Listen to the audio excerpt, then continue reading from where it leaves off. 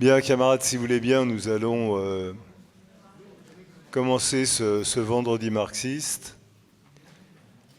Alors, vous avez remarqué qu'à la différence des vendredis marxistes habituels, il y a pas mal de trous dans la salle. Alors, n'y voyez pas une désaffection par rapport au marxisme. C'est que les militants de la 4e internationale sont affectés depuis quelques semaines par une espèce de virus qu'on ne connaissait pas jusque-là, qui s'appelle la cerfatite aiguë. Et les camarades, au lieu de venir au vendredi marxiste, montent et descendent les tours des HLM pour aller chercher les ultimes CERFA qui permettront de boucler les listes aux élections municipales. Donc je félicite les camarades qui sont là parce qu'on peut en tirer comme conclusion qu'ils ont bouclé leur liste aux élections municipales. Et voilà. Et donc c'est normal qu'ils soient là. Et j'excuse les camarades absents, qu'ils le sont pour de bonnes raisons, et qu'on reverra, je pense, au prochain vendredi marxiste. Voilà, on a un programme chargé ce soir, parce qu'il y a beaucoup d'événements dans l'actualité. Donc si vous le voulez bien, dès que Patrick sera assis, on va pouvoir commencer. Et sans attendre, comme Dominique a revendiqué de commencer, eh bien, la revendication est satisfaite et il commence. Oui, bonsoir camarades. D'abord, je partirai d'un souvenir que je partage peut-être avec un certain nombre de camarades les plus anciens participants à ces séances mensuelles du vendredi marxiste. C'est qu'il y a un an, le 24 janvier 2025, se tenait à Paris une séance du vendredi marxiste qui était intitulée « Où va l'humanité ? Ou bien le trumpisme fascisant, ou bien le socialisme ». Et cette séance du vendredi marxiste, à laquelle un certain nombre d'entre vous ont peut-être participé, elle se tenait 4 jours après l'investiture de Trump, 4 jours après que l'ami d'alors de Trump, Elon Musk, ait fait quelques saluts nazis. Et à ce moment-là, nous posions la question, jusqu'où ira-t-il ? L'humanité a-t-elle basculé dans le fascisme ? Et dans le vendredi marxiste du 24 janvier 2025, nous répondions nettement non. Non, car certes, et il l'a prouvé depuis, Trump et son entourage ne manquent pas ni de fascistes, ni de racistes, ni de partisans de l'écrasement du mouvement ouvrier de toute forme de démocratie politique. Mais affirmions-nous à l'époque, Trump n'échappe pas et n'échappera pas aux lois du capital, et à la première d'entre elles, la lutte des classes est le moteur de l'histoire. Alors il faut dire qu'à l'époque où Trump a été investi, il y a un an, à l'exception des forces qui combattent pour la reconstitution de la 4e internationale, nombreux étaient les courants, à gauche, à l'extrême gauche, à expliquer qu'avec la victoire de Trump et son entrée à la Maison-Blanche, le fascisme avait triomphé aux États-Unis et par conséquent dans le monde entier. Le fascisme, pour les marxistes, on l'a rappelé dans le dernier numéro de l'Internationale en republiant les textes de Léon Trotsky sur l'Allemagne dans les années 30, le fascisme pour les marxistes, c'est l'écrasement de la classe ouvrière, c'est la destruction de ses organisations, c'est l'étouffement de toute forme de démocratie politique. Bien entendu, il y a un an, pas plus nous que quiconque ne pouvait prévoir la forme sous laquelle, à un moment ou à un autre, le représentant du capital financier de l'impérialisme le plus puissant allait être confronté à la classe ouvrière. Personne ne pouvait prévoir, quand nous sommes réunis le 24 janvier 2025, que le 23 janvier 2026 surgirait à Minneapolis et dans d'autres villes des États-Unis ce que nous avons appelé dans notre presse et en toute connaissance de cause un soulèvement des travailleurs et de la jeunesse des États-Unis. Hier, Camille y reviendra, le représentant de Trump à Minneapolis a déclaré, qui a annoncé le retrait des 3000 flics de l'ICE qui terrorisaient la ville depuis des mois. Et on peut dire aujourd'hui que l'histoire retiendra que la première défaite infligée à Trump et à sa politique ultra-réactionnaire n'a pas été l'œuvre ni de Macron, ni de je ne sais qui. La première défaite infligée à Trump et à sa politique ultra-réactionnaire a été l'œuvre de la classe ouvrière des États-Unis, et plus précisément en son sein du mouvement ouvrier qui, malgré la politique de ses dirigeants, s'est porté à l'avant-garde de la lutte pour la défense des travailleurs immigrés et la défense des libertés démocratiques. Alors oui, il y a un an, on ne pouvait pas prévoir ni où, ni quand, ni comment, mais nous savions que les deux branches de l'alternative restaient posées, socialisme ou barbarie. Bien entendu, aux États-Unis comme dans le monde entier, comme en France, la lutte des classes n'est pas un long fleuve tranquille, mais plutôt un parcours semé d'embûches et d'obstacles. Les travailleurs, les militants aux États-Unis, Camille en parlera, ont été confrontés aux atermoiements de leurs dirigeants syndicaux, à ces faux socialistes qui prétendent s'opposer à Trump, mais qui se complaisent dans le Parti démocrate. Et pourtant, la classe ouvrière est là. L'élection de Trump, nous écrivions il y a un an, c'est la volonté de la bourgeoisie des États-Unis, je cite, de faire ce qu'elle veut, où elle veut, quand elle veut et comme elle veut, sans se soucier de quoi que ce soit, y compris de toutes les formes antérieures de sa domination. Mais cette volonté, ajoutions-nous, est confrontée à une réalité qui s'appelle l'agonie du régime capitaliste fondé sur la propriété privée des moyens de production. Et Trump, pas plus que Macron ou quiconque, n'échappe aux lois du capital, à commencer par le fait, comme je le disais, que la lutte des classes reste le moteur de l'histoire. Or, la lutte des classes, c'est la lutte de deux classes. Bien sûr, d'un côté, la classe ouvrière est confrontée à l'échelle mondiale et plus que jamais à la crise de sa direction révolutionnaire. Et la bourgeoisie. Prenez ce que révèle ce que les grands médias appellent l'affaire Epstein sur un plan fondamental. Est-ce que c'est, comme le dit la presse d'une certaine façon, un espèce de fait divers un peu plus grave et un peu plus important que d'habitude ? Ou bien est-ce que c'est l'expression, comme nous l'affirmons, du degré de décomposition, de corruption matérielle et morale et de dégénérescence atteint par la bourgeoisie mondiale, à l'image du mode de production qu'elle représente, un mode de production qui ne survit chaque jour un peu plus qu'en développant les forces destructrices qui menacent l'humanité tout entière. Prenez la politique étrangère de Trump. En novembre dernier, on a utilisé cette citation dans la Tribune des Travailleurs, un institut bourgeois de géopolitique qui s'appelle l'Institut de Relations internationales et stratégiques, l'IRIS, tentait de donner une définition, pas stupide d'ailleurs, de la politique étrangère de Trump. Je cite, « Donald Trump possède une ligne politique. Il s'agit de tenter par tous les moyens de contenir la puissance chinoise, de multiplier donc dans ses buts les projets et les accords économiques et au passage en faire profiter sa famille et ses affidés. Pour ce faire, il a besoin de tenter de rétablir une forme de stabilité favorable aux affaires. » En l'occurrence au Moyen-Orient, mais pas seulement au Moyen-Orient, en RDC, en Ukraine, au Groenland. Il est indiscutable que sous toutes ces latitudes, la politique de Trump se confrontant à celle d'autres grandes puissances impérialistes porte des coups très durs aux travailleurs et aux peuples opprimés. Et pourtant, qui peut affirmer aujourd'hui, que ce soit au Moyen-Orient, en Amérique latine, en Afrique ou ailleurs, que Trump a réussi au compte du capital financier des États-Unis à, je cite, rétablir une forme de stabilité favorable aux affaires?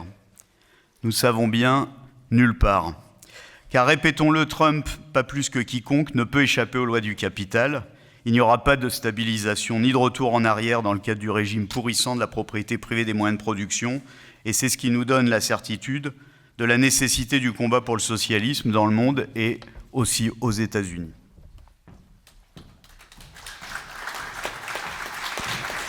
Je vais dire quelques mots donc sur la situation spécifique aux États-Unis et surtout les développements dans la dernière période à Minneapolis. On a choisi ces dernières semaines de donner une place assez importante à ce qui se passait à Minneapolis, au soulèvement de la population américaine contre l'ICE, qui est la police de l'immigration de Trump. On a donné une place importante à ces questions, aussi bien dans les colonnes de la Tribune des Travailleurs, en y accordant des éditoriaux particuliers, en mettant aussi en avant des interviews de militants sur place à Minneapolis. Et on a aussi fait le choix d'intituler le vendredi marxiste de ce mois-ci sur la question des États-Unis et du soulèvement de la population à Minneapolis. Ce choix de mettre cette question en avant, il découle d'une appréciation de la situation. Et cette appréciation, c'est que pour nous, militants de la 4e internationale, le surgissement de la classe ouvrière et de la jeunesse à Minneapolis, organisant la protection des travailleurs immigrés, bloquant les raids de l'ICE. Ce surgissement, pour nous, il ne peut que susciter l'intérêt des travailleurs et des jeunes en France et partout dans le monde, car ce n'est pas seulement une question de Minneapolis ou des États-Unis, mais c'est une question de lutte de classe internationale. On parle de soulèvement parce qu'il y a eu ce fait marquant, celui des 100 000, près de 100 000 travailleurs et jeunes descendus dans la rue le vendredi 23 janvier à Minneapolis pour exiger le retrait des 3 000 agents déployés dans la région. On était revenu là-dessus en janvier lors du précédent vendredi marxiste. Cette mobilisation, elle était à l'initiative de près d'une centaine d'organisations qui appelaient à ce rassemblement qui était intitulé « Une journée sans travail ». Et parmi ces centaines d'organisations, les organisations syndicales à Minneapolis, les sections locales, qui ont appelé à ce rassemblement et qui ont aussi été partie prenante et au cœur de son organisation. Ce rassemblement qui faisait suite non seulement à la multiplication des arrestations de travailleurs immigrés dans la région, mais aussi à l'assassinat de Ronnie Good, mère de famille de 37 ans, par un agent de l'ICE en pleine rue. Et ce qu'il faut comprendre, c'est que ce soulèvement qui a eu lieu le 23 janvier, on a en mémoire les images impressionnantes dans la rue avec ces dizaines de milliers de personnes par moins 30 degrés quand même, ce n'est pas seulement un soulèvement spontané, parce que s'il a pris une telle ampleur, et s'il a eu une telle ampleur, c'est notamment grâce et par l'implication des syndicats et des organisations ouvrières dans l'organisation de cette mobilisation. Parce que non seulement les sections syndicales, elles ont appelé au 23 janvier, elles ont organisé la mobilisation des syndiqués, des travailleurs pour y participer, elles ont organisé pratiquement même la manifestation, la structuration du cortège. Sous cette poussée, par ailleurs, la fédération régionale de Minnesota, qui est reliée à la centrale syndicale, la FL-CIO, a elle aussi fini par appeler quelques jours avant à ce rassemblement. Mais ce qu'il faut comprendre, c'est que ce soulèvement, ce n'est pas seulement la journée du 23 janvier, c'est aussi tout ce qui se passe et ce réseau de travailleurs appuyés sur les syndicats qui sont au cœur de l'organisation des habitants par eux-mêmes dans la ville, qui s'organisent pour chasser l'ICE de leur rue. Il y a depuis plusieurs mois en fait, des groupes de surveillance qui se mettent en place, c'est-à-dire des habitants qui s'organisent, qui sortent en groupe, qui surveillent les rues, qui guettent quand les patrouilles de l'ICE arrivent, qui ont des sifflets sur eux, qui alertent dès qu'il y a une patrouille qui arrive pour prévenir les travailleurs immigrés et leur indiquer de rentrer chez eux, se protéger. Il y a tout un réseau aussi qui a été mis en place, par exemple, pour aller faire les courses, pour tous les travailleurs immigrés qui aujourd'hui n'osent plus sortir de chez eux de peur d'être arrêtés. Il y a tout un réseau mis en place, notamment sous l'égide des syndicats, pour organiser des personnes qui aillent faire des courses, qui les livrent à leurs voisins, etc. Il y a tout ça qui se met en place. Ce que nous racontaient aussi des militants syndicaux, comment ils organisent parfois le fait d'aller se rendre dans des magasins pour sortir les agents de l'ICE qui rentrent dans les magasins, dans d'autres lieux publics. Et c'était notamment ce que racontait la présidente du syndicat des techniciens de l'industrie du spectacle, à qui on a donné la parole dans la tribune des travailleurs cette semaine, qui explique qu'en fait, et elle le dit, mais tous les militants par ailleurs avec qui on a discuté utilisent ce même terme, ils disent « on vit sous une véritable occupation des agents de l'ICE ». Et donc en fait, le quotidien des travailleurs, le quotidien même des organisations syndicales, eh bien, il s'est réorganisé autour de la résistance à cette occupation, et il s'est organisé autour de la protection des travailleurs et des habitants de Minneapolis. Et ce qu'il faut comprendre dans ce soulèvement, c'est qu'il y a eu cette journée du 23 janvier, mais la mobilisation, elle s'est pas arrêtée là. Déjà parce que les habitants de Minneapolis, ils ont continué à s'organiser et à organiser leur protection. Que par ailleurs, une fois le 23 janvier fini, les organisations syndicales sur place, elles se sont posé la question de la suite de la mobilisation. Non seulement de la suite de la mobilisation à Minneapolis, mais aussi partout ailleurs dans les États-Unis. Et on l'a vu ensuite, quelques jours après, il y a eu de nouveau des manifestations très importantes, le 30, le 31 janvier, et pas seulement à Minneapolis, mais cette fois-ci dans tous les États-Unis.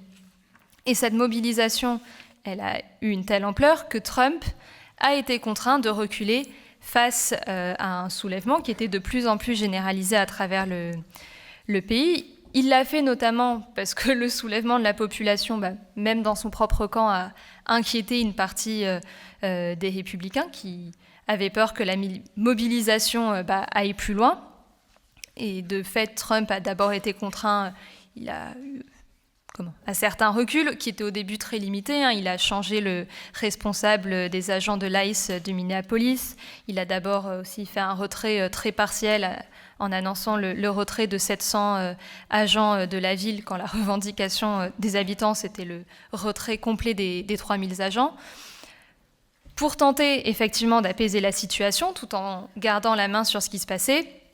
Mais en même temps, malgré ça et malgré ces petits reculs, ça n'a pas du tout empêché que la mobilisation se poursuive, ce qui a conduit au fait que hier, Trump a annoncé, un de ses... quelqu'un de l'administration, pas lui exactement, mais c'est le recul de Trump, qui est le retrait complet des troupes de l'ICE de Minneapolis. Alors bien évidemment, rien n'est fini et on ne sait pas de quoi sera fait la suite, sachant que l'ICE et les patrouilles de l'ICE sont par ailleurs déployées dans un certain nombre de villes des États-Unis. Mais une chose est sûre, c'est que par cette annonce, ça marque une chose, c'est que la classe ouvrière américaine, dans son mouvement, elle a imposé un recul à Trump, c'est-à-dire qu'elle a imposé un recul au gouvernement du plus puissant impérialisme. Et ce qu'il faut comprendre, c'est que ce soulèvement aussi à Minneapolis, c'est pas seulement un soulèvement contre l'ICE et contre les rafles d'immigrés. Ce que racontent les militants syndicaux sur place, c'est que par ailleurs, les rafles, elles avaient une portée beaucoup plus générale, parce que les agents de l'ICE, ils se contentaient pas seulement d'arrêter les immigrés illégaux, ils arrêtaient toute personne, de préférence toute personne qui n'était pas blanche. Puis par ailleurs, on a bien vu avec les assassinats de René Good et de Alex Pretty que l'objectif, c'était de s'opposer, pour les agents de l'ICE, c'était de s'en prendre à toute personne qui s'opposerait à la politique de Trump et du gouvernement. Et ce qu'expliquait notamment un des militants qui prenait la parole il y a 2 semaines dans la Tribune des Travailleurs, c'est qu'en fait, l'objectif de Trump, c'était pas la lutte contre l'immigration illégale en soi, ou c'était pas s'en prendre aux immigrés en soi, mais c'était l'objectif de diviser la population et d'instaurer un climat de terreur. Et c'est pour ça que pour les organisations syndicales, l'enjeu de la mobilisation, c'était pas seulement la défense de la fraction immigrée de la classe ouvrière, c'était aussi l'enjeu plus large de la défense de la démocratie et du mouvement ouvrier. Il y avait un militant d'un syndicat qui était le syndicat des travailleurs de la communication de Minneapolis qui avait utilisé cette formulation qu'on avait publiée dans la Tribune des Travailleurs, qui, à mon avis, est très juste, qui disait « Trump s'attaque aux syndicats parce que ce sont les seuls endroits où l'on peut tous se regrouper ensemble, être traités à égalité, peu importe nos origines, nos genres, nos opinions. On s'organise ensemble, on arrache les revendications ensemble. » Et là-dessus, je pense qu'il a parfaitement raison. On est revenu à plusieurs reprises dans de précédents vendredis marxistes sur la puissance du mouvement ouvrier aux États-Unis, les importants mouvements de grève dans le pays. Et c'est sûr que pour l'administration américaine, ce puissant mouvement, c'est une menace, c'est un obstacle. Et quand on voit aujourd'hui la rapidité avec laquelle s'est organisée la résistance contre l'ICE, ça aussi, c'est une illustration de la puissance du mouvement ouvrier, parce que le soulèvement de la population de Minneapolis, encore une fois, il y a l'aspect spontané là-dessus, mais il ne s'est pas appuyé sur rien. Il s'est appuyé sur des réseaux existants au sein même des organisations syndicales et sur une véritable tradition de solidarité et d'organisation ouvrière aux États-Unis. Et c'était ce qu'expliquait une militante dans nos colonnes qui disait qu'elle, en tant que présidente d'une section locale de syndicat, elle a la possibilité en un temps réduit, si elle veut, de prendre contact avec une centaine de délégués, de militants syndicaux, pour les appeler, par exemple, à se porter volontaire, leur dire il faut aller dans tel quartier pour surveiller telle patrouille de l'ICE, il faut aller dans tel endroit pour aider tel et tel habitant.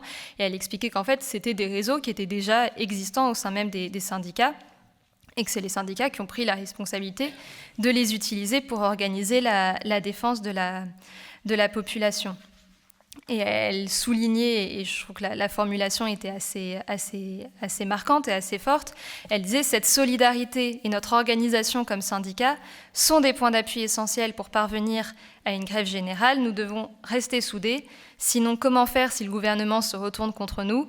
Et si l'on va vers une révolution, il y a 3000 agents de l'ICE à Minneapolis, mais nous sommes bien plus nombreux. » Et je veux dire, la bourgeoisie américaine, l'administration Trump, elle comprend parfaitement la situation et la puissance du mouvement ouvrier américain. Et elle a très bien compris la signification du 23 janvier. Ce qui a par ailleurs accentué la crise au sein même des républicains, parce que certains pensaient qu'au contraire, face à ce soulèvement, il fallait aller encore plus loin dans la répression et dans l'écrasement. D'autres, au contraire, pensaient qu'il fallait calmer le jeu et le reculer. À ce stade, Trump a choisi de faire un pas en arrière. Ça ne présage pas de ce qu'il va faire demain ou les jours suivants. Mais ce qui est sûr, c'est que le recul qui a été imposé à Trump, au sein même des États-Unis par sa propre classe ouvrière, c'est d'une importance cruciale pour nous, militants, travailleurs, jeunes en France. Et un dernier élément sur les développements aux États-Unis, il faut quand même revenir sur les obstacles auxquels la classe ouvrière fait face, et en particulier aux obstacles dont elle a fait face lors spécifiquement de la mobilisation à Minneapolis. Il faut savoir, il y a eu le rôle notamment particulier joué par la AFL-CIO, la direction donc, de la principale centrale syndicale du pays, parce que qu'a fait et qu'a dit la AFL-CIO suite à cette mobilisation, elle s'est contentée, depuis tous ces événements, d'un seul communiqué, le 23 janvier. Au lendemain du 23 janvier, elle a publié un communiqué pour condamner les assassinats de René Good, d'Alex Pretty par l'ICE, pour demander le retrait de la ville, et en concluant seulement sur une adresse au Congrès américain, demandant au Congrès d'utiliser son pouvoir pour demander des comptes à l'ICE. Donc il y a quand même un décalage très grand entre la mobilisation en bas et la réaction et ce que fait la direction du mouvement ouvrier en haut. Parce que certes, il y a tout un tas de difficultés aujourd'hui qui étaient posées aux organisations syndicales, parce que par exemple le droit de grève aux États-Unis, les syndicats ils n'ont pas le droit de grève hors période fixée lors des renégociations de contrats. Mais la question, elle a commencé à se poser suite au 23 janvier. Cette difficulté, elle existe, mais elle existe d'autant plus aux États-Unis que les travailleurs et les organisations syndicales en bas, elles ne pouvaient pas s'appuyer sur la direction du mouvement ouvrier en haut qui, dans cette situation, est restée complètement silencieuse et a choisi de s'en remettre au Parti démocrate. Le Parti démocrate qui, au moment où le 23 janvier, des dizaines de milliers de travailleurs sortaient dans la rue à Minneapolis, votait main dans la main avec les républicains un budget militaire de plus de 800 milliards de dollars. C'était 828 milliards de dollars, ce qui pose un véritable problème, celui de la rupture avec le Parti démocrate. Il y a notamment le problème, il est posé au niveau de la direction de la AFL-CIO. D'une part sur le plan syndical et sur le plan politique, il y a un problème sur lequel on est revenu à de nombreuses reprises dans des précédents vendredis marxistes et sur lequel on revient dans la tribune des travailleurs, c'est le rôle aussi dans cette situation joué par la prétendue aile gauche du Parti démocrate, DSA, ces militants donc, qui se disent socialistes. C'est pas rien de dire qu'on est socialiste aux États-Unis, mais enfin ils restent membres du Parti démocrate. Alors à juste titre, ils ont envoyé certains de leurs militants pour aider les habitants lors de la mobilisation à Minneapolis.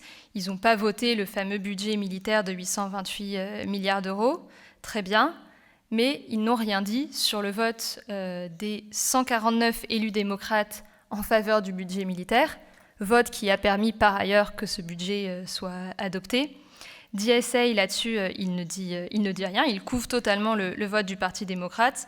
Il n'en tire absolument pas la conclusion qu'il est nécessaire de rompre avec le Parti démocrate. Il reste dans ce cadre-là, alors qu'on est en plein soulèvement de la classe ouvrière et de la jeunesse contre la politique de Trump. Cette situation, pour nous, militants de la 4e internationale, elle pose une question qui est très claire, celle de la rupture avec le Parti démocrate, celle de la constitution d'un véritable Labour Party, parti de la classe ouvrière, qui s'appuiera et appuyé sur le mouvement ouvrier et syndical américain. Il s'appelait René Good et Camille en a parlé juste avant moi. Mère de 3 enfants, cette citoyenne américaine, comme vous le savez, de 37 ans, faisait partie d'un groupe de citoyens qui suivent les patrouilles de l'ICE pour prévenir leurs exactions contre les travailleurs immigrés à Minneapolis. Et le 7 janvier au matin, un agent de l'ICE l'a mise en joue avec son arme et l'a froidement exécutée d'une balle dans la tête. On se souvient aussi des réactions, notamment du gouvernement. Trump s'est empressé de parler d'un acte de légitime défense contre une terroriste intérieure qui aurait agressé des agents de l'ICE. Version remise en cause par des vidéos de la scène et par les faits, par des témoignages. Le vice-président Vance en a rajouté. Selon lui, le policier ne faisait que son boulot. Et en fait, René Good a été victime de l'idéologie d'extrême gauche. Je cite les propos de Vance. Car selon lui, quelle jeune mère décide de venir empêcher les forces de l'ordre de faire leur travail? C'est vrai que c'est une bonne question. Mais à travers tout le pays, on sait que René Good est devenu le symbole de la sauvagerie de l'ICE. Rappelons que l'ICE a raflé quand même des centaines de milliers de travailleurs dans la rue, chez eux, sur leur lieu de travail. On a expulsé aussi des centaines de milliers. Et que si Trump a reculé, Camille l'a indiqué, le directeur de l'ICE a refusé de s'excuser au nom de l'administration Trump pour la mort de René Good. Ne souhaitant pas s'exprimer, a-t-il dit, sur une enquête en cours, il a toutefois précisé qu'il était prêt à rencontrer sa famille en privé. On imagine que sa famille a envie de rencontrer. Alors, des René Good, il y en a plein à Minneapolis, il y en a plein aux États-Unis, il y en a plein partout dans le monde. Des mères de famille qui décident de se mobiliser contre la politique de leur gouvernement parce qu'elles estiment, à juste titre, que la situation qui leur est faite est intolérable. Et en France aussi, il y a des mères, des femmes travailleuses qui décident de se mobiliser contre la politique du gouvernement. Et vous l'avez sans doute vu, nous avons fait le choix cette semaine d'ouvrir le journal La Tribune des Travailleurs en donnant la parole à l'une d'entre elles. Elle conduit la liste du Parti des travailleurs aux élections municipales à Nemours, en Seine-et-Marne. Elle est signataire d'un appel de femmes contre la guerre et l'exploitation, et je parle ici de Françoise Inkimo. Alors, Françoise Inkimo, elle coche toutes les cases du combat contre l'exploitation, contre la double oppression, contre le patriarcat. Elle a quitté son pays en 1991, la RDC, République démocratique du Congo, sous la présidence de Mobutu, pour se réfugier en France, où elle a dû se bagarrer pendant 5 ans pour obtenir le statut de réfugiée politique. Elle a dû se battre pour faire venir ses 4 enfants en France, qui ont été des enfants traumatisés par la guerre, comme on peut l'imaginer, pour lesquels elle a réussi à faire mettre en place un suivi médical pour des gamins traumatisés. Elle a été victime de violences conjugales. Elle sera hospitalisée, ses enfants placés momentanément, puis elle va obtenir le divorce.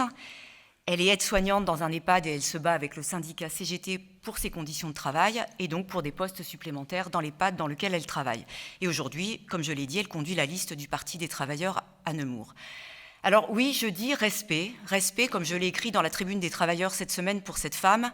Je crois que je ne suis pas la seule à le penser et je crois qu'on peut dire respect pour toutes ces femmes qui aujourd'hui se battent dans des conditions difficiles, dans un système patriarcal et d'exploitation capitaliste, qui ne leur simplifie pas la vie.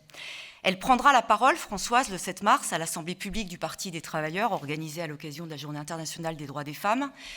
Je rappelle que cette assemblée aura lieu au Palais des Glaces à 14h30. Elle prendra la parole comme d'autres femmes travailleuses, des AESH, des auxiliaires de vie, des aides-soignantes, des militantes d'autres pays, pour expliquer concrètement son combat contre la double oppression et la double exploitation des femmes contre le patriarcat. On le sait, le patriarcat a précédé le système capitaliste, c'est ce que nous expliquons dans cette petite brochure, qui est bonne, moi je l'ai relue et je pense qu'elle est toujours d'actualité, qu'il faudrait à mon avis republier, puisque je crois qu'il n'y en a plus. Enfin, il me semble qu'elle est épuisée. Un patriarcat qu'il faut abolir et dont l'abolition est indispensable de la nécessaire abolition du système d'exploitation capitaliste.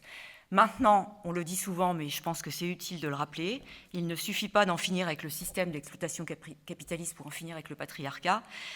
C'est certes une condition nécessaire mais insuffisante. C'est pourquoi tous les combats pour l'égalité des droits et pour les droits démocratiques sont des combats légitimes qui doivent être menés certes par les femmes, mais aussi par toute la classe ouvrière. Je pense en particulier au combat pour l'égalité des droits, l'égalité de salaire, le combat pour le droit à l'IVG, à la contraception, le combat contre les violences conjugales. Mais c'est pourquoi il faut changer les mentalités et combattre les préjugés, y compris dans l'organisation, dans le parti, ce que Trotsky appelait les efforts immenses pour révolutionner tout notre mode de vie. Et je crois qu'effectivement, il y a encore du travail. Alors, à ce sujet, je citerai le papier d'une organisation syndicale qui appelle, comme beaucoup d'autres, à une grève féministe le 8 mars prochain. Vous savez, c'est depuis maintenant plusieurs années la grève féministe. Alors, ce papier dit la chose suivante, je le retrouve.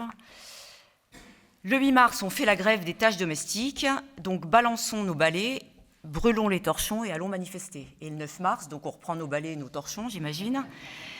Et je poursuis, parce que tout est du même. Le 8 mars, arrêtons toutes ces activités que nous nous sentons obligés de faire chaque jour en tant que femmes ou assignées femmes. C'est pareil, le 9 mars, on reprend toutes ces activités. Qui gère le repas de famille, le ménage, la préparation de la semaine des enfants, la charge mentale? Encore nous. Alors ce dimanche, le 8 mars, prenons du temps pour nous-mêmes ou prenons le temps de ne rien faire. Et le 9 mars, surtout, ne prenons pas le temps de ne rien faire, puisque tout est terminé. Donc on sait très bien qu'on ne va pas régler le problème par la grève féministe. Mais je voudrais insister sur ce que j'ai dit avant. Notre carte de visite, c'est le fait que nous soyons en capacité, chaque année, de faire cette assemblée publique de femmes travailleuses. Nous nous adressons aux couches les plus exploitées de la classe ouvrière, donc aux femmes travailleuses. Nous organisons les couches les plus exploitées de la classe ouvrière, donc les femmes travailleuses. Que soit dit en passant, nous sommes contraints d'expulser nos listes aux élections municipales, car en surnombre. Nous donnons la parole dans nos meetings et réunions publiques aux couches les plus exploitées, donc les femmes travailleuses. Nous n'avons rien inventé. Trotsky, dans le programme de transition, le formule en ces termes, je cite, « Toutes les organisations opportunistes, par leur nature même, concentrent principalement leur attention sur les couches supérieures de la société, sur les couches supérieures, n'importe quoi, de la classe ouvrière, et par conséquent ignorent aussi bien la jeunesse que les femmes travailleuses. Or, l'époque du déclin capitaliste porte les coups les plus durs à la femme, tant comme salariés que comme ménagères. Les sections de la 4e internationale doivent chercher appui dans les couches les plus opprimées de la classe ouvrière et par conséquent chez les femmes travailleuses. » Alors aujourd'hui, cette orientation, je crois, est le concentré de notre politique indépendante parce qu'elle prend le contre-pied de l'orientation des appareils au sommet des organisations politiques et syndicales, parce qu'elle part des besoins des masses et non des combines d'appareils. Je vous invite donc à signer, je crois que l'appel est au fond de la salle. L'appel, il est au fond de la salle, l'appel? Mesdames? Voilà, merci. Bonsoir. Alors, moi aussi, je vais vous parler d'un appel. Cet appel, c'est celui des jeunes candidats sur nos listes contre la guerre impérialiste, qui en fait reprend un appel international qui a été signé par des jeunes de Palestine, des États-Unis, du Maroc, du Mexique, d'Italie, d'Allemagne, de Hongrie et donc de France. Cet appel, il s'intitule « Nous, jeunes du monde entier, refusons la guerre impérialiste ». Et je vous lis le texte que nous avons publié. Candidats sur les listes du Parti des travailleurs, nous nous joignons à l'appel international des jeunes contre la guerre impérialiste. Nous, étudiants, lycéens, jeunes travailleurs, sommes candidats sur les listes du Parti des travailleurs. Partout nous affirmons, il n'est pas acceptable que les services publics communaux soient sacrifiés au nom du budget militaire. Nous refusons la militarisation générale de la société, la marche à la guerre et toutes ses conséquences. C'est pourquoi nous sommes signataires de l'appel suivant. Nous, jeunes du monde entier, refusons la guerre impérialiste. Appel lancé, je passe. À l'échelle mondiale, les guerres se multiplient. De l'Ukraine à Gaza, en passant par la République démocratique du Congo, le Yémen, le Soudan, le génocide à Gaza.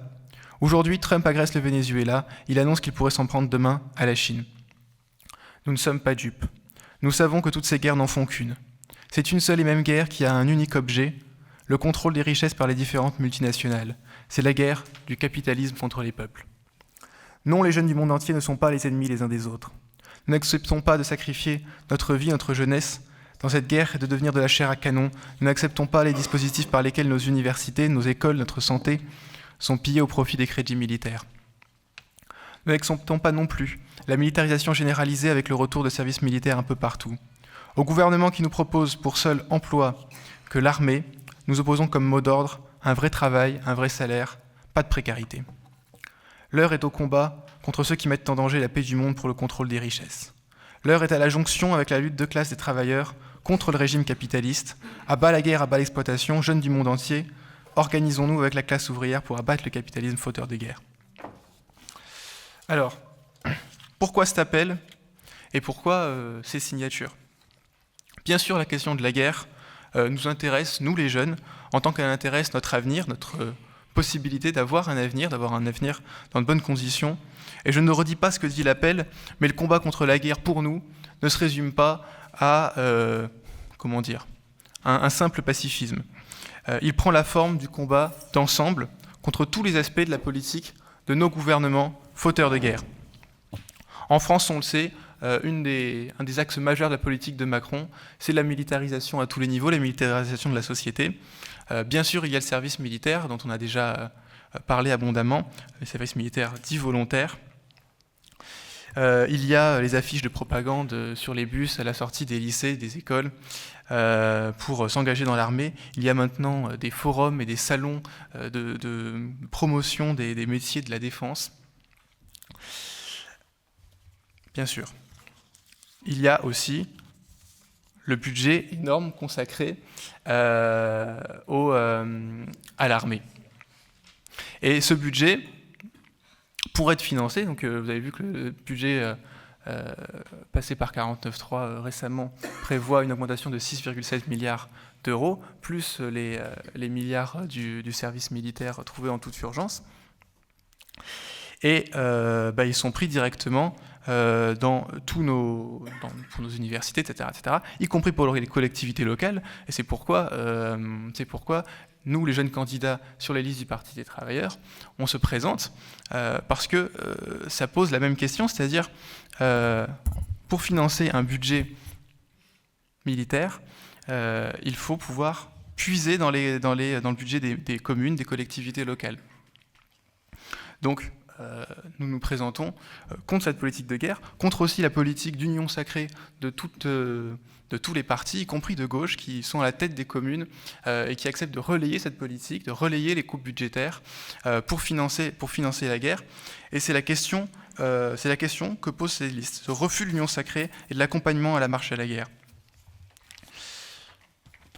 Et c'était aussi le problème que pose cet appel, celui de l'organisation des jeunes avec les travailleurs, au niveau international, contre tous les gouvernements fauteurs de guerre, et plus généralement, avec le régime de production, le régime social, qui produit la guerre, avec le régime capitaliste.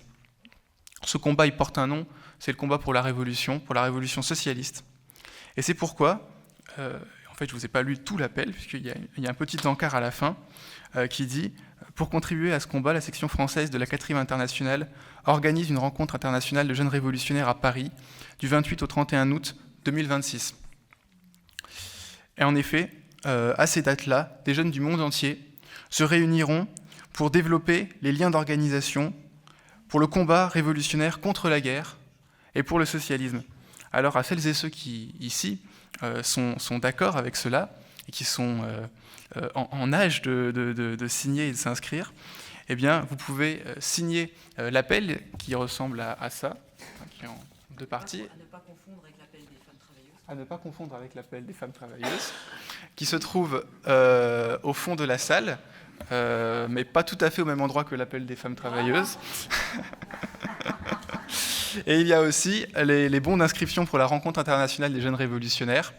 Donc je vous invite à vous inscrire, tout est là-bas. Merci beaucoup.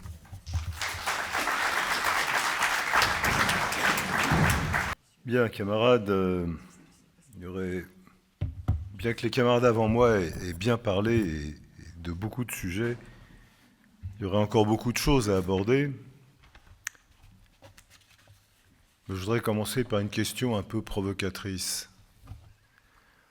Combien parmi les camarades qui sont dans cette salle considéraient il y a un an qu'on était un peu des fous de croire que la Révolution allait tout balayer? Combien pensaient que la Révolution n'était plus à l'ordre du jour? Combien pensaient qu'il était minuit dans le siècle? À vrai dire, il y en a qui le pensent encore, puisque la camarade Sophie Binet, secrétaire générale de la CGT, a répété dans plusieurs réunions la semaine dernière qu'il est minuit moins une. Et maintenant, camarade, il n'est pas minuit moins une. Il n'était pas minuit moins une il y a un an. Il n'est pas minuit moins une aujourd'hui. L'arrivée de Trump à la Maison-Blanche, comme l'ont dit les camarades, était l'expression de la décomposition, de la crise du capitalisme, de toutes ces contradictions, mais elle signifiait qu'inévitablement, les masses opprimées, exploitées, allaient surgir, et comme l'a dit Dominique, sous une forme qu'on ne pouvait pas prévoir, mais dont le contenu était évident. Alors je le dis, pour des camarades qui peut-être parfois se découragent, s'interrogent, oui, la situation est difficile, oui, le génocide à Gaza est la marque de la barbarie du système capitaliste, oui, les guerres s'étendent, se généralisent, mais les peuples ne renoncent pas pour autant à combattre, à se défendre, et appellent une perspective. C'est la raison pour laquelle ce nouveau numéro de l'International, tout juste sorti des presses, que vous pourrez vous procurer pour la somme de 4 € à la sortie de cette réunion, s'intitule « États-Unis, Minneapolis, un tournant ». Et je voudrais expliquer pourquoi un tournant. Parce que, depuis un an, ce qui semble avoir dominé l'actualité, c'est la toute-puissance de l'impérialisme américain. Trump se promène sur tous les continents, il envoie ses troupes enlever Maduro au Venezuela, il assassine 150 personnes sur place, il bombarde l'Iran, il autorise Israël à poursuivre la colonisation de la Cisjordanie, il dicte aux États européens qui acceptent de se coucher qu'ils doivent consacrer 5% de leur PIB au budget de guerre. En apparence, c'est la toute-puissance. Et puis ce colosse aux pieds d'argile s'est trouvé obligé de mettre un genou à terre parce que, comme l'ont expliqué les camarades avant moi, des milliers, des dizaines de milliers, des centaines de milliers d'anonymes, des personnes qui n'existent pas, des travailleurs du rang, certains sont des migrants et d'autres sont des Américains, c'est-à-dire des enfants de migrants ou des petits-enfants de migrants, des jeunes, ont constitué cet extraordinaire réseau de solidarité ouvrière et populaire qui a pris la responsabilité de mettre les travailleurs migrants sous leur protection. Et qui, dans le même temps, se confrontant à ICE, a mis en évidence la violence, la brutalité, et a renversé d'une certaine manière, je ne dirais pas toute l'opinion publique américaine, parce qu'il existe aux États-Unis de manière importante des secteurs profondément et durablement réactionnaires, racistes, misogynes, ils n'ont pas disparu pour autant, mais momentanément a ouvert une perspective à l'opinion publique des travailleurs et des jeunes dans ce pays, et aux travailleurs et aux jeunes du monde entier, qui se disent, s'il est possible, au cœur même de la bête, hein, les Américains utilisent cette formule, ils disent, nous on est dans le ventre de la bête, je veux dire, nos camarades américains. S'il est possible, dans le ventre de la bête, de défier le monstre Trump, s'il est possible de l'obliger partiellement, mais significativement, à effectuer un petit pas en arrière, alors rien n'est écrit sur ce qui peut arriver dans le monde entier. Et je pense que c'est une leçon pour tous les militants, pour tous les travailleurs dans ce pays, sur tous les continents, et qui illustre une phrase que beaucoup d'entre vous connaissent parce que vous avez suivi des groupes d'études révolutionnaires, parce que vous l'avez apprise par cœur avant de devenir des militants trotskistes éprouvés. Cette phrase dans laquelle Trotsky dit « Certes, il y a des bureaucrates qui trahissent la classe ouvrière, certes, il y a l'impérialisme qui cherche à détruire tous les peuples, à provoquer la guerre, tout ça c'est vrai, mais il n'empêche que l'exploitation provoque la résistance à l'exploitation, et pour reprendre sa formule, les lois de l'histoire sont plus forts que les appareils bureaucratiques. » Et on en a une nouvelle démonstration. D'autant plus que ce n'est pas sur n'importe quel sujet, camarades. Le racisme aux États-Unis, ça existe en France aussi, mais aux États-Unis d'une manière plus institutionnelle. C'est d'ailleurs un élément dont Trump a beaucoup usé et abusé pour dire, voyez, il faut défendre America First, il faut défendre l'Amérique blanche, chrétienne, etc., contre tous ces étrangers qui nous envahissent.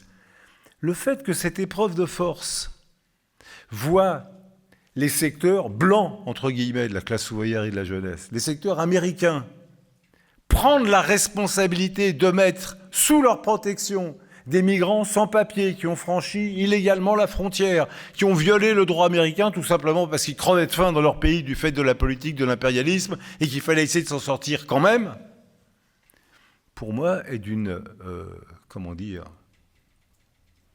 valeur morale extrêmement élevée. Extrêmement élevée. Christelle citait, et à juste titre, Trotsky qui dit il ne faudra pas seulement prendre le pouvoir, mais il faudra, avant et après la prise du pouvoir, combattre les préjugés dans la classe ouvrière, les préjugés par rapport aux femmes. Et elle a parfaitement raison de le rappeler, et on se souvient de la formule d'Engels qui dit dans la société capitaliste, l'homme, même l'ouvrier, joue le rôle dans la famille, il joue le rôle du capitaliste et la femme joue le rôle du prolétaire. Ça reste vrai.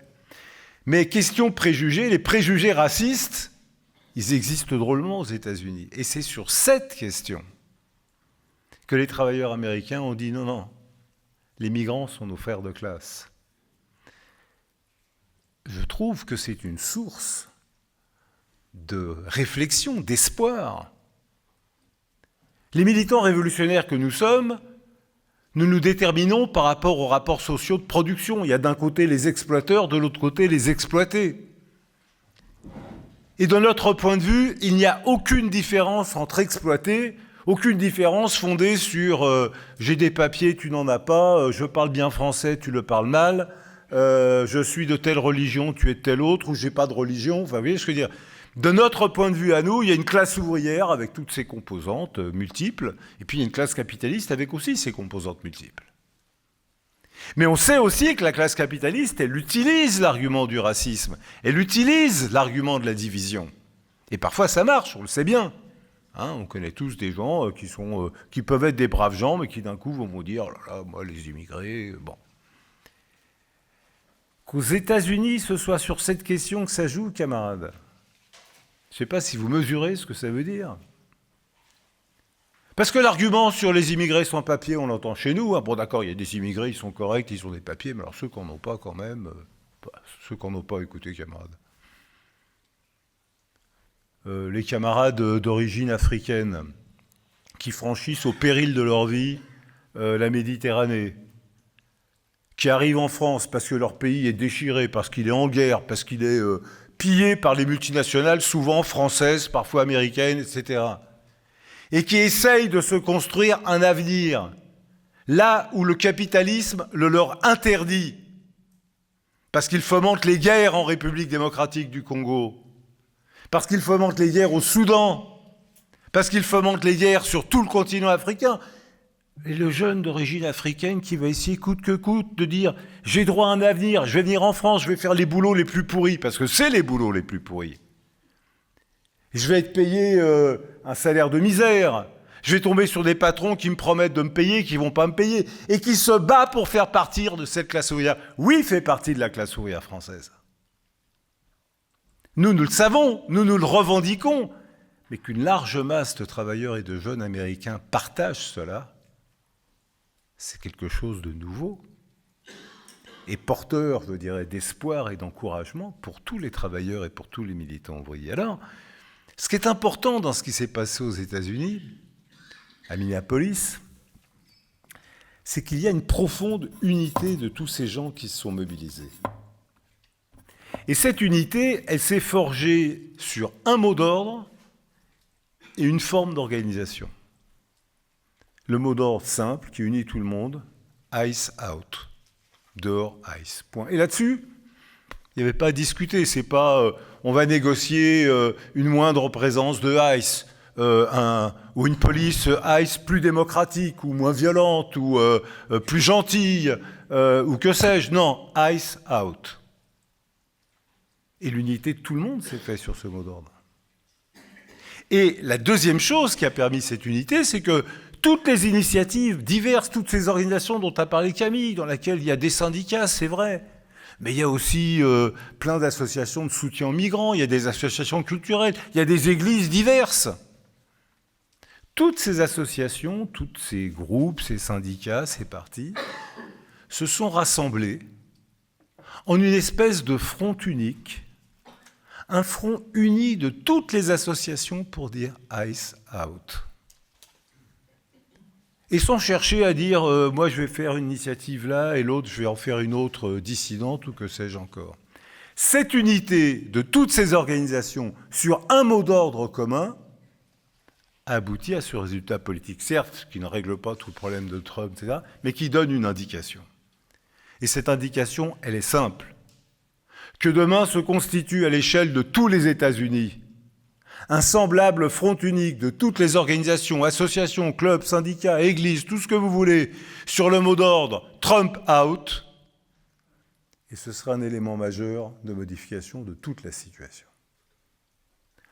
Je ne dis pas que c'est ce qui va se passer, il y a des obstacles. Les camarades avant moi ont parlé de ces obstacles. Ils ont parlé du fait que les dirigeants syndicaux de la FL-CIO ne veulent pas appeler à la grève, que les dirigeants du Parti démocrate, tout en disant qu'ils sont opposés à Trump, font tout pour voter son budget d'hier et lui permettre de mener sa politique, que les prétendus socialistes de DSA disent tout ça c'est pas bien, mais se privent surtout de rompre avec le Parti démocrate. Donc beaucoup de gens s'agitent pour maintenir en place le système capitaliste fondé sur la propriété privée des moyens de production. N'empêche qu'il y a une perspective qui est ouverte.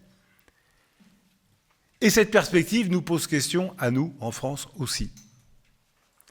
Nous sommes dans une situation où un budget vient d'être adopté. Je sais bien que personne n'en parle. Il semblerait que ce soit un non-événement. Il y a eu des mois où on nous a dit c'est très grave, il n'y a pas de budget. Et maintenant qu'il y a un budget, il faut surtout ne pas en parler. C'est logique. Comme c'est un budget violemment anti-ouvrier, violemment anti-jeune, violemment anti-démocratique, on préfère ne pas lui faire trop de publicité. Soit. Il faut dire aussi que c'est un budget qui a été adopté avec le Parti socialiste. Ça brouille les pistes. En principe, traditionnellement, vous avez la droite à droite, la gauche à gauche. Là, vous avez la gauche à droite. Bon, c'est un peu plus compliqué, disons, à suivre. Et puis, il faut dire aussi que quand vous lisez les déclarations de nos confédérations syndicales, je dis bien nos confédérations syndicales, je ne dis pas la CFDT, dont on a l'habitude qu'elle accompagne tout, non, la CGT et la CGT Force ouvrière. À une autre époque, un tel budget aurait suscité de leur part des communiqués de protestation, des initiatives, etc. Là, il se passe quelque chose d'étrange, et si des camarades doutent de ce que je dis, vous pouvez le vérifier sur Internet. La CGT a réuni son comité confédéral national il y a quelques jours, je crois au début du mois de février. Elle a adopté une déclaration sur le budget qui commence par 12 lignes élogieuses sur le budget. Voilà tout ce que nous, la CGT, on a imposé dans le budget. Il y a un paquet de choses qui a été imposé. Vous n'imaginez pas à quel point il y a des choses positives dans ce budget. Puis à la fin, il est dit, néanmoins, on n'a pas tout gagné, donc il va falloir continuer à se battre. Bon. Puis après, vous lisez toute la déclaration du CCN, vous cherchez l'endroit où on va nous dire comment on va se battre. Quand on va se battre. Ben, vous pouvez chercher longtemps, il n'y en a pas. Force ouvrière, comme cela a été écrit dans la Tribune des travailleurs cette semaine, a fait différemment puisqu'il n'avait jusque-là rien écrit. Alors vous me direz que ce n'est pas terrible de rien écrire sur un budget anti-ouvrier. Ça avait au moins le mérite que dans le doute, on pouvait se dire que peut-être... Bon, le doute a été levé puisqu'il y a une déclaration de Force ouvrière qui date d'hier, qui porte sur le budget. Elle est différente dans sa structure de celle de la CGT. Elle commence par dire « ce budget n'est vraiment pas bon ». Puis ensuite, il dit « tout ce que Force ouvrière a gagné dans le budget ». Et puis, qu'est-ce qu'on va faire ? Eh bien... rien. Donc, sous deux formes différentes, c'est une situation assez inédite pour les militants un peu anciens, même si parfois on était appelé à des initiatives bidons, une journée d'action sans lendemain, une manifestation, enfin, quelque chose. Rien. Il faut que ce budget s'applique. Et que les confédérations syndicales fassent peut-être des commentaires, mais n'appellent à rien. C'est une situation inédite, surtout qu'on a en mémoire 2023, la mobilisation par millions et par millions contre la réforme des retraites. Ceci explique peut-être cela, hein, peut-être que ça fait réfléchir les gens, bien. Mais en même temps, ce budget, il est en train de s'appliquer. Parce que concrètement, et s'il y a des camarades enseignants ou parents d'élèves dans la salle, ils le savent, l'application de ce budget, obligatoirement, c'est des milliers de classes fermées. C'est des milliers de notifications, vous savez, des maisons départementales du handicap qui décident que les enfants handicapés ont le droit à une aide spécifique ou un placement dans un institut spécialisé. Bien, tout ceci est totalement étranglé par les contraintes budgétaires.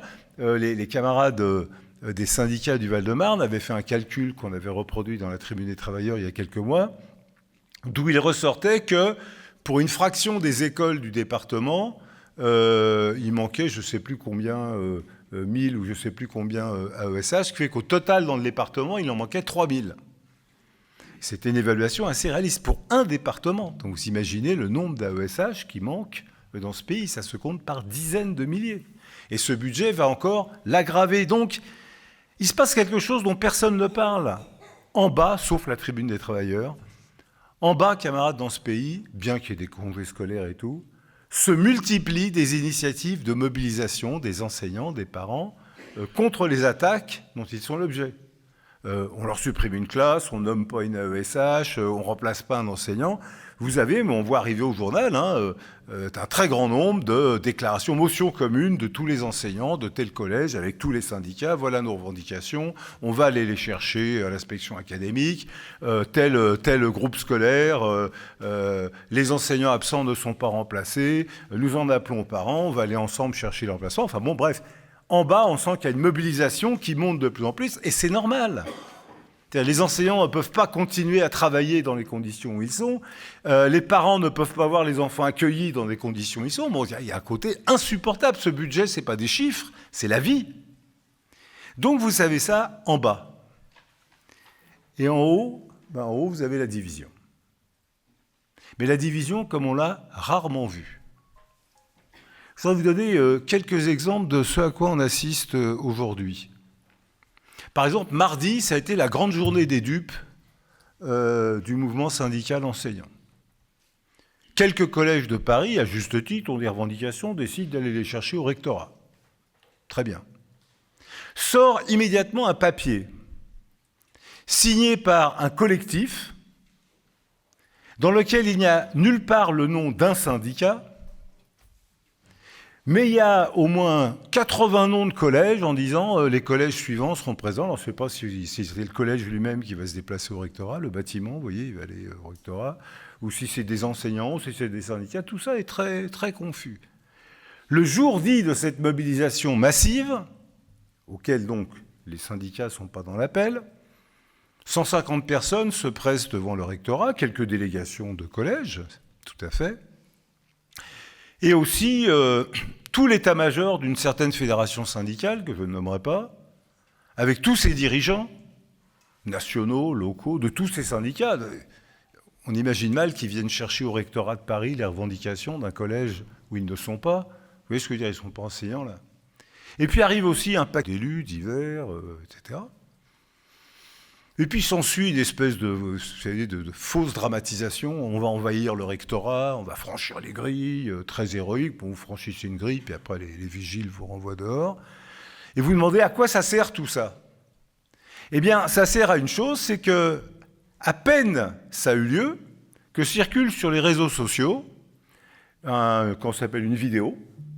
Et sur la vidéo, vous voyez une jeune femme que je ne connais pas qui dit « Bonjour, je m'appelle machin chose, je suis la candidate de la France Insoumise pour l'élection municipale dans cet arrondissement, je suis venue soutenir les enseignants. » Et derrière elle, des gens que je ne connais pas agitent le drapeau du syndicat.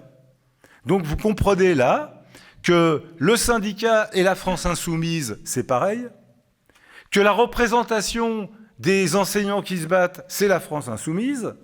Où est l'unité? Où est l'action commune de tous les syndicats décidés par les parents? Non, pure manipulation politique pour faire la publicité à une organisation politique, soutenue en l'occurrence par un syndicat. Ça, c'était à 9h du matin. À 15h30, arrive, cette fois la gauche, pas LFI, pour soutenir d'autres syndicats sur le même texte de revendication, mais à un autre endroit. Et puis, comme si ça n'était pas assez, le soir, Jérôme Le Gavre, député LFI, qui a peu de choses à voir avec Paris, puisqu'il est député de Livry-Gargan en Seine-Saint-Denis, sort un, je ne sais pas comment ça s'appelle, un post ou un truc comme ça. Il dénonce le fait que la gauche soutienne les revendications, en disant « Comment ça, vous soutenez les revendications alors que le PS a voté le budget ? C'est une honte !» Et il ajoute qu'ils dégagent tous. Moi, camarades, qu'ils dégagent tous, oui, ça dépend pour les remplacer par quoi, hein. Vous voyez ce que je veux dire ? Bon, j'ai aucune sympathie pour Anne Hidalgo et son successeur à la mairie de Paris. S'ils doivent dégager pour laisser la place à une municipalité ouvrière qui ouvre toutes les classes, accorde tous les crédits et donne les moyens aux enseignants d'enseigner et aux enfants d'apprendre, je soutiens 100 fois ce mot d'ordre. Si c'est qu'ils dégagent tous pour qu'ils soient remplacés par Rachida Dati, oui, mais c'est concret, camarade. Comment dire, je ne suis pas convaincu. Je n'irai pas voter Rachida Dati. Et je pense que beaucoup de travailleurs vont se poser la question. Vous voyez, vous avez une politique de division, mais il n'y a pas que ça. Ça, c'était le 10 février à Paris. Entre-temps, une fédération syndicale majoritaire dans la région parisienne annonce qu'elle va faire la grève et les manifestations le 17, sur des mots d'ordre, Et une fois qu'elle a décidé ça toute seule, elle s'adresse aux autres fédérations en disant « Voilà, on a décidé ça, est-ce que vous êtes d'accord pour venir ?» Camarades, qu'on est pour l'unité, c'est pas exactement comme ça qu'on fait. On se réunit, on se met d'accord sur une date, un appel. Non, nous avons décidé tout seul, vous êtes priés de venir. Par ailleurs, c'est une journée, et beaucoup d'enseignants disent « Bon, une journée... On en a fait des journées d'action saute-mouton en 2023, ça nous a coûté beaucoup d'argent, ça n'a pas rapporté des résultats, donc on n'est pas convaincus. Donc certains disent on va se mettre en grève, d'autres pas. Donc de nouveau, la division. Et puis comme si ça ne suffisait pas, un secteur, mais pas le même, du syndicat dont j'ai parlé pour la journée du 10, j'espère que vous suivez, lance un appel à monter, venu de différents endroits de France, de Bretagne, de... je ne sais pas où, du Nord, etc., lance un appel, tous à Paris au ministère, le 10 mars. Et ils ajoutent, et ils disent, voilà, le syndicat des instituteurs du Finistère et celui des enseignants du second degré, blabla, etc., bon, toujours de la même confédération. On va tous monter 10 mars, et ils ajoutent en petit, bon, si une intersyndicale veut se joindre à nous, elle peut venir. Donc, de nouveau... Un syndicat, pas le même, décide tout seul d'une date, d'une modalité d'action. On va monter et suivez... c'est Henri IV, suivez mon panache blanc. Ben voilà. On a maintenant une multiplication d'Henri IV du syndicalisme. On part tout seul et suivez-nous. Bon, alors camarades, est-ce que c'est de cette manière qu'on va arracher les revendications ? Ça porte un nom, c'est la division. Je décide tout seul de ce qu'il faut faire, les autres n'ont qu'à me suivre. Pourquoi je décide, moi, un jour, les autres un autre jour, c'est pas clair. Pourquoi je décide ces revendications et pas d'autres, c'est pas clair. Où est-ce que ça a été décidé dans les états-majors syndicaux ? Est-ce que ça correspond à ce que demandent les travailleurs ? On ne sait pas. Quelle forme d'action ? Alors, une fois, c'est une journée d'action. L'autre fois, c'est une journée pour une manifestation. Enfin, chaque fois, c'est une journée. On parle surtout pas de grève générale, surtout pas de grève pour arracher les revendications. Ça porte un nom, c'est la bousille de la lutte de classe. C'est la bousille. Les travailleurs cherchent la voie du combat et on cherche à les émietter, les disperser, les diviser. Or, ce dont on a besoin pour gagner, c'est de l'unité. Nous, militants de la 4e internationale, nous combattons en permanence pour l'unité. Mais ce n'est pas un mot creux, l'unité. L'unité, ça inclut à la fois les travailleurs et leurs organisations. Que ça nous plaise ou que ça ne nous plaise pas, il existe des organisations, plusieurs. Il existe un grand nombre de syndicats, puis il existe un certain nombre de partis politiques. Vous ne pouvez pas prétendre gagner sur les revendications si vous ne posez pas le problème de l'unité. Et vous ne pouvez pas poser le problème de l'unité si vous faites comme si les organisations n'existaient pas. Si vous voulez qu'il y ait l'unité, il faut qu'elle se forge en bas, dans les assemblées générales, avec les syndicats. Mais il faut aussi s'adresser en haut aux fédérations syndicales pour qu'elles s'unissent sur les revendications des travailleurs. Sinon, c'est la politique de gribouille. Les revendications ne peuvent pas être subordonnées au budget Le Cornu-Faure, ni à aucun autre budget. Les revendications, elles peuvent être définies que par les besoins des travailleurs et de leurs familles, et pas par des enveloppes fermées et contraintes. Il faut arrêter d'enfermer les travailleurs dans cette logique, qui est une logique d'accompagnement de la politique du gouvernement. Si on prend la question de l'école, il faut toutes les classes nécessaires. Il faut toutes les AESH nécessaires, toutes les mises en œuvre des notifications d'instituts médicaux, éducatifs, etc. C'est les moyens qui doivent être ajustés aux revendications, et pas les revendications à l'enveloppe budgétaire. Et qu'on ne nous dise pas qu'il n'y a pas d'argent. On sait tous, en tout cas la Tribune des travailleurs le rappelle toutes les semaines, et puis si vous ne croyez pas la Tribune des travailleurs, achetez les journaux financiers, et vous verrez à quel point c'est vrai. On sait tous que de l'argent, mais il y en a plus qu'il n'en faut. Les capitalistes ne savent pas quoi faire de l'argent. N'oubliez jamais ces chiffres. Les dividendes versés aux capitalistes pour avoir des actions, c'est-à-dire pour ne rien faire, s'élèvent à plus de 100 milliards par an. 100 milliards. Les cadeaux aux capitalistes, en deux parties, les exonérations de cotisations sociales, c'est-à-dire le vol de notre salaire différé, 80 milliards. Les cadeaux aux capitalistes, hors vol du salaire différé, près de 100 milliards. Ajoutez à ça les 60 ou 70 milliards du budget d'armement, il y a des centaines de milliards dans ce pays, comme dans tous les pays capitalistes, qui ne servent qu'à engraisser les capitalistes, qu'à les enrichir. Et pendant ce temps-là, combien de drames, parce qu'il suffit d'un enfant handicapé, très déstabilisé dans une classe pour que la classe n'arrive plus à travailler.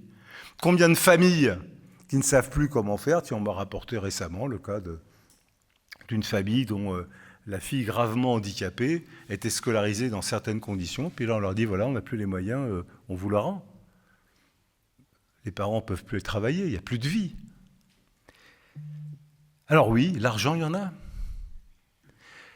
Ce qui manque, c'est la volonté politique de l'utiliser. Ce qui manque, c'est le front unique de la classe ouvrière qui surmonte la division. Et cette question du front unique est une question centrale. Elle est centrale dans notre programme, elle est centrale dans la lutte de classe. Tout le monde sait que dans toutes les grèves, les syndicats sont unis sur les revendications. Et beaucoup de camarades ici peuvent en témoigner. Elle est centrale si on veut défaire le gouvernement. Si on veut non pas attendre l'élection, mais défaire le gouvernement. Et je terminerai sur cet aspect, parce que la question de l'unité, du combat pour le front unique ouvrier, est une question qui se pose aussi sur le plan politique. Vous savez, si vous dites aujourd'hui il faudrait l'unité quand même de tous les partis de gauche, voilà, vous allez tomber sur des militants de la France insoumise qui vont vous dire comment ça, l'unité avec ces salauds du Parti socialiste qui viennent de voter le budget de Le Cornu, etc. C'est vrai, c'est indiscutable. Mais ce dont les travailleurs ont besoin, ce n'est pas de la division. Ils ont besoin d'un gouvernement qui rejette les budgets de guerre. Ils ont besoin d'un gouvernement qui consacre les milliards aux besoins du peuple travailleur. Donc, ils ont besoin d'un gouvernement d'unité des travailleurs et des organisations pour rompre avec ce qui a été fait jusqu'à présent et pour satisfaire les revendications. Alors, on dira, comment ça, le PS qui vient de voter ce budget d'enfoiré pourrait être dans un tel gouvernement ? Et Trump qui avait dit qu'il allait chasser les migrants et qui maintenant rapatrie ICE à Washington, il y a bien été contraint. Pourquoi est-ce que les dirigeants des partis de gauche ne seraient pas contraints à aller plus loin qu'ils ne le voudraient eux-mêmes sur la voie de la rupture avec la bourgeoisie ? Pourquoi ceux qui ont voté le budget Le Cornu demain ne seront pas contraints de s'opposer au budget Le Cornu ? Il faudra régler tous les comptes avec les Faure, les Hollande, les comment il s'appelle, Roussel, comment s'appelle cette femme dont j'oublie toujours le nom, Christelle ? Voilà, Tondelier, voilà. Je ne sais pas pourquoi j'arrive pas à rappeler son nom. Il faudra régler les comptes avec tous ces gens-là, avec Mélenchon. Mais est-ce que c'est la question posée aujourd'hui ? Non, la question posée aujourd'hui, c'est qu'il faut coûte que coûte imposer une solution conforme aux besoins de la majorité. Et si ça doit passer par l'unité à laquelle seront contraints ces dirigeants de retraite, il faut les contraindre à l'unité. Et ce qui se passe aux États-Unis nous éclaire sur, je dirais, l'ampleur à la fois des tâches à accomplir, mais aussi la faisabilité de ces tâches. Les travailleurs ne vivent pas de souvenirs. Ce que je vous dis là, je ne l'ai évidemment pas inventé. C'est l'expérience du mouvement ouvrier, c'est l'histoire du mouvement ouvrier qui nous l'apprend. Oui, il faudra régler les comptes plus tard. Vous le savez, la 4e internationale est héritière de la 3e, de la 2e, de la 1re. Et vous savez sans doute, et si vous ne le savez pas, c'est le moment ou jamais de vous inscrire dans un groupe d'études révolutionnaires. Je ferme la page publicitaire. Vous savez sans doute que la 3e internationale a été fondée dans l'élan de la révolution russe de 1917. Elle a tenu plusieurs congrès internationaux et lors du 3e congrès de l'internationale communiste, qui de mémoire devait avoir lieu en 1922, il y a une discussion sur ce qui s'appelle dans les thèses le front uni prolétarien. Et la discussion est celle-ci. Juste après la révolution russe, l'internationale communiste espérait, et c'était un espoir qui était fondé, que la révolution allait s'étendre à d'autres pays, notamment à l'Allemagne. Et franchement, il s'en est fallu de peu, mais ça n'a pas été le cas. Et de ce fait, le mouvement ouvrier, qui avait pris un essor considérable après la révolution russe dans tous les pays, connaît un moment de reflux, de recul. Il y a une espèce de stabilisation temporaire du capitalisme.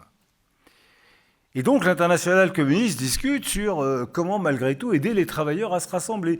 Elle constate, ce à quoi elle ne s'attendait pas, elle constate que les dirigeants réformistes, les sociodémocrates de la 2e internationale, les syndicats réformistes, etc., qui avaient été largement rejetés par les travailleurs après la révolution russe, finalement, dans cette période de reflux, reprennent une certaine, sont en situation de reconquérir une certaine force, une certaine sympathie. Ils se posent la question, comment faire ? Et les dirigeants de l'internationale communiste, Lénine, Trotsky, etc., disent, écoutez, nous devons partout proposer le front unique à toutes les organisations ouvrières. Et des militants sincères de tous les pays, vous dites, comment ça vous voulez qu'on s'adresse aux militants ? On est d'accord. Alors les militants disent, voilà, s'il s'agit de dire qu'on s'adresse à l'ouvrier socialiste, on est d'accord. S'il s'agit de dire qu'on s'adresse à l'ouvrier syndiqué dans le syndicat réformiste, on est d'accord. Mais vous voulez quand même pas qu'on s'adresse aux dirigeants. Et Lénine, Trotsky et les autres dirigeants disent, si, il faut s'adresser aux autres dirigeants. Et des militants, nombreux, tout à fait valables, disent, mais ces gens-là n'ont cessé de nous trahir. Ils ont dénoncé la révolution russe.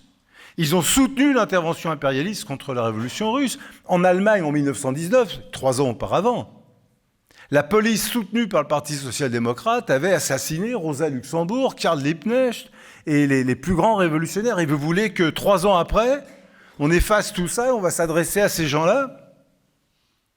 Et c'est une vraie discussion. Et je dirais l'indignation de ces militants, on la comprend, on la partage. Mais les dirigeants de l'internationale répondent la chose suivante. Vous n'y pouvez rien. Dans la classe ouvrière, il y a des partis, il y a des syndicats. Si vous dites à l'ouvrier social-démocrate, viens avec moi, on va défendre les revendications, il va me dire, mais est-ce que tu t'es adressé à mes chefs ? Et je dis non, parce que tes chefs, c'est des traîtres. On ne convaincra jamais personne. Nous devons donc nous adresser à la fois aux militants, aux dirigeants, pour dire il faut un front unique prolétarien de rupture pour la satisfaction des revendications, pour un vrai gouvernement de la classe ouvrière. Si nous arrivons à entraîner les dirigeants dedans, tant mieux, ils iront vers la rupture. S'ils s'y refusent, ça éclairera les militants eux-mêmes sur ce qui se passe, sur qui est responsable. Mais dans tous les cas, c'est un mot d'ordre puissant que celui du front unique, de bas en haut et de haut en bas, sur la moindre des revendications, mais aussi pour un gouvernement de la classe ouvrière. Bien, ça a été une discussion importante, sérieuse, qui a été mise en œuvre. Je ne suis pas là pour vous raconter la suite de l'histoire, vous avez qu'à, je le répète, aller dans un GER. Mais en quoi ceci nous intéresse ? Parce que dans des conditions totalement différentes, nous sommes confrontés à ce problème. Il n'y a jamais eu autant la division politique dans ce pays, je dirais au moins depuis 1980, ce qui fait quand même une paye. Vous avez partout au municipal les listes LFI contre les listes d'Union de la gauche, qui se traitent de tous les noms, qui s'insultent, qui se rabibocheront pour beaucoup d'entre eux entre les deux tours, on le sait bien. Hein. Mais vous avez les plus grandes polémiques, etc., etc. Le problème, c'est que ces polémiques, elles ont une conséquence. C'est que les travailleurs se disent à quoi bon ? Il n'y a aucune perspective. On sait bien qu'il n'y aura jamais un gouvernement LFI tout seul, il n'y aura jamais un gouvernement PS tout seul. Donc à quoi bon ? Et ils se détournent de toute perspective politique. Et c'est pareil dans la lutte de classe. FO dit on a gagné plein de trucs et n'appelle à rien. La CGT dit on a gagné plein de trucs et n'appelle à rien. Dans l'enseignement, chaque fédération appelle à sa journée d'action. Les travailleurs se disent on ne va jamais y arriver. Il est donc indispensable, du moins si on défend le programme qui est le nôtre, c'est-à-dire que la classe ouvrière prenne le pouvoir entre ses mains, décide par elle-même de quel gouvernement, de quelles mesures, qu'elle prenne les moyens d'expulser la classe capitaliste de la propriété qu'est la sienne des moyens de production, de mettre les moyens de production au service des besoins du peuple travailleur. Il est indispensable de combattre pour l'unité, sans la moindre illusion sur les dirigeants. Sans le moindre, je dirais, trou de mémoire sur ce qu'ils ont fait dans le passé. Mais simplement pour répondre à la situation actuelle, parce que si à Minneapolis, Trump a mis un genou à terre, les capitalistes, Macron, l'Union européenne et tous ces gens-là peuvent demain mettre un genou à terre chez nous, mais ça dépend de la puissance du mouvement de la classe ouvrière, et c'est pour arracher cet objectif que nous construisons le 4e international.